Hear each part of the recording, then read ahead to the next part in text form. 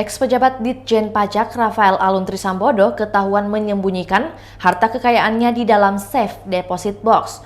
Uang bernilai 37 miliar rupiah itu disimpan di dalam brankas salah satu bank badan usaha milik negara. Kepala PPATK Ivan Yustiavandana mengatakan uang Rafael itu dalam pecahan mata uang asing yakni dolar Singapura dan Amerika Serikat. Ivan menjelaskan jika mengikuti kurs diperkirakan nilainya bisa lebih dari itu. Ivan menyebut uang berjumlah puluhan miliar itu berbeda dengan mutasi rekening Rafael senilai 500 miliar rupiah yang sebelumnya telah diblokir PPATK. Dan diduga hasil suap, dari hasil itu PPATK juga akan memblokir uang yang diduga milik Rafael yang tersimpan di safe deposit box tersebut. Kendati demikian, PPATK belum meneruskan temuannya ini kepada aparat penegak hukum yang berwenang seperti Komisi Pemberantasan Korupsi, Polri maupun Kejaksaan Agung.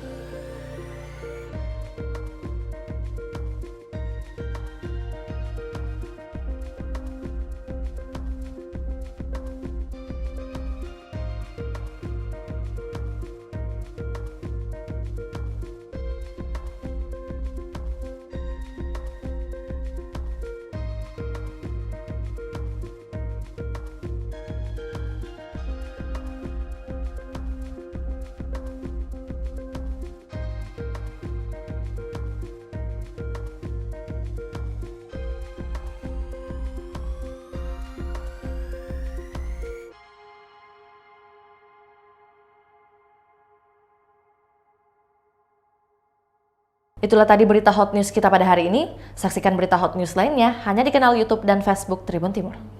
Terima kasih sudah nonton. Jangan lupa like, subscribe, dan share ya.